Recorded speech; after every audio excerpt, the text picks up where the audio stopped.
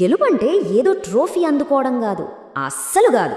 అది మన వ్యక్తిత్వం, మన పట్టుదల, మన ఆలోచనా విధానం, వీటన్నిటి నుంచి పుట్టుకొచ్చే ఒక తిరుగులేని శక్తి. మరి ఆ విజయాన్నే మన అసలైన ప్రతీకారంగా ఎలా మార్చుకోవాలో ఇప్పుడు చూద్దాం. ఈ మాట వింటేనే ఒంట్లో ఏదో తెలియని శక్తి వస్తుంది కదూ. ఇది కేవలం ఒక కొటేషన్ కాదు. మనని తక్కువ అంచనా వేసిన ప్రతి ఒక్కరికి మనం ఇవ్వాల్సిన సమాధానం మాటలతో కాదు, చేతలతో, మన విజయంతోనే జవాబివ్వాలి. సరే, అసలు ఈ విజయం వెనుక ఉన్న ఆ రహస్యమేంటి? అది అదృష్టమా లేక కష్టపడటమా? ఈ మొదటి భాగంలో మనం గొప్ప గొప్ప విజయాల వెనుక దాగి ఉన్న కొన్ని కీలకమైన సూత్రాలను తెలుసుకుందాం. మనం ఒకటి గుర్తుంచుకోవాలి, విజయం అనేది యాక్సిడెంటల్గా రాదు. అదే మనం ఒక లక్ష్యాన్ని చేరాలని తీసుకునే ఒక ధైర్యమైన, సాహసోపేతమైన నిర్ణయం యొక్క ఫలితం.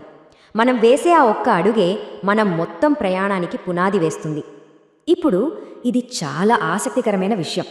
చదువంటే కేవలం మెదడుకు మేత వేయడం కాదు.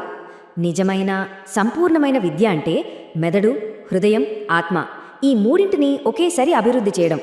అప్పుడు మాత్రమే ఒక పరిపూర్ణమైన వ్యక్తిత్వం తయారవుతుంది. ఇక ఇప్పుడు ఒక విజేత ఎలా ఆలోచిస్తాడో చూద్దాం. వారి మనసు లోపలికి తొంగి చూస్తే వాళ్లను ముందుకు నడిపించే ఆ ఆలోచనలు, ఆ విలువలేంటో మనకు అర్థమవుతుంది.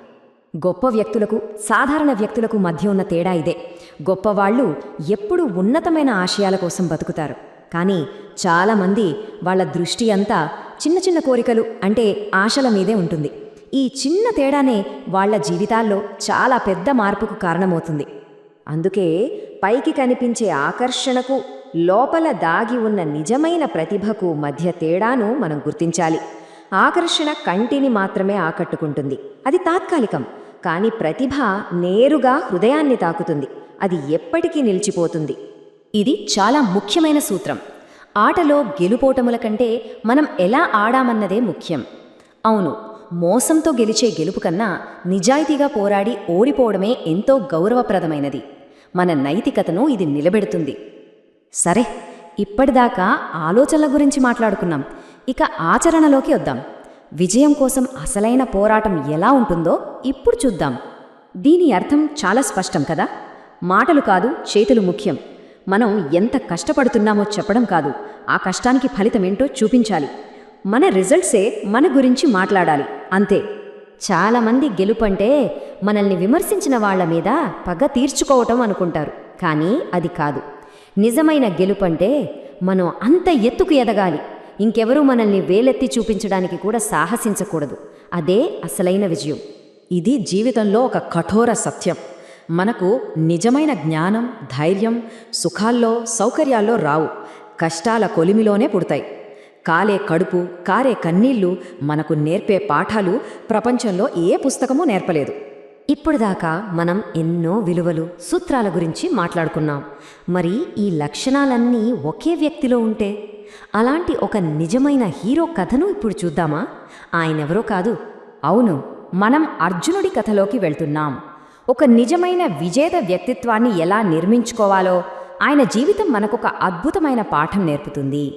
అర్జునుడి నుంచి మనం నేర్చుకోవలసిన కొన్ని ముఖ్యమైన లక్షణాలు ఇవి: అంకితభావం, ఏకాగ్రత, ధైర్యం. ఇలాంటి సుగుణాలు ఆయన జీవితాన్ని ఎలా మలిచాయో ఇప్పుడు ఒక్కొక్కటిగా చూద్దాం. అర్జునుడి గొప్పతనమేదో అదృష్టం వల్ల వచ్చింది కాదు. అది ఆయన నిరంతర సాధన, కఠోర శ్రమల ఫలితం. అందుకే 2 చేతులతోనూ బాణాలు వేయగల నైపుణ్యం సంపాదించి సవ్యసాచి అయ్యాడు. పక్షి కన్ను కథ మనందరికీ తెలిసిందే కదా. ఆయన ఏకాగ్రత ఎలాంటిదంటే చుట్టూ ఉన్న చెట్లు, ఆకులు, కొమ్మలు ఏవీ కనిపించలేదు. కేవలం లక్ష్యమైన ఆ పక్షి కన్ను మాత్రమే కనిపించింది. అంతటి ఫోకస్ ఉండాలి మరి. అర్జునుడి ధైర్యం చూడండి. ఎన్ని అవమానాలు ఎదుర్కొన్నాడు, రాజ్యాన్ని కోల్పోయాడు, అరణ్యవాసం చేశాడు. అయినా సరే తన లక్ష్యాన్ని మాత్రం ఎప్పుడూ మర్చిపోలేదు. ఆ కష్టాలనే తనను తాను బలపరుచుకోవడానికి వాడుకున్నాడు. ఇది ఆయన క్యారెక్టర్కు నిలువుటద్దం. చూడండి, తన ధర్మం కోసం, తన నైతిక విలువల కోసం ఎంతటి త్యాగానికైనా సిద్ధపడ్డాడు. ఊర్వశి శాపాన్ని కూడా స్వీకరించాడు గాని తన సూత్రాలను మాత్రం వదులుకోలేదు. చివరికి ఆ శాపమే అతనికి వరమైంది.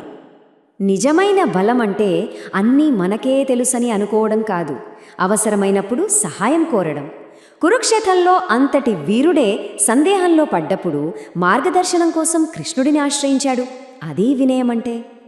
సరే, వేల ఏళ్ల నాటి అర్జునుడి కథ నుంచి మనం నేర్చుకున్న పాఠాలను మన ఈనాటి జీవితాలకు ఎలా అన్వయించుకోవాలో ఇప్పుడు చూద్దాం. ఇప్పుడు మన యుద్ధభూములు వేరు. సోషల్ మీడియా లాంటి డిస్ట్రాక్షన్స్, వృత్తిపరమైన ఒత్తిళ్లు, నైతిక సందిగ్ధాలు ఇవే మన నేటి యుద్ధాలు. కానీ వీటిని గెలవడానికి కావలసిన ఏకాగ్రత, నిజాయితీ, ధైర్యం మాత్రం అవే అర్జునుడి లక్షణాలు. మరి ఈ పాఠాలన్నీ విన్న తర్వాత మనమేం చేయబోతున్నాం? మన జీవితాల్లో వీటిని ఎలా ఆచరణలో పెట్టబోతున్నాం? ఆ ప్రశ్న మనల్ని మనమే వేసుకోవాలి. చివరిగా ఈ ఒక్క వాక్యాన్ని గుర్తుపెట్టుకుందాం. విజయం అనేది మాటలతో చెప్పేది కాదు. అది మన చేతలతో, మన కర్మలతో మనం రాసుకునే ఒక శాసనం. మన సొంత విజయగాథను లిఖించడానికి ఇదొక పిలుపు.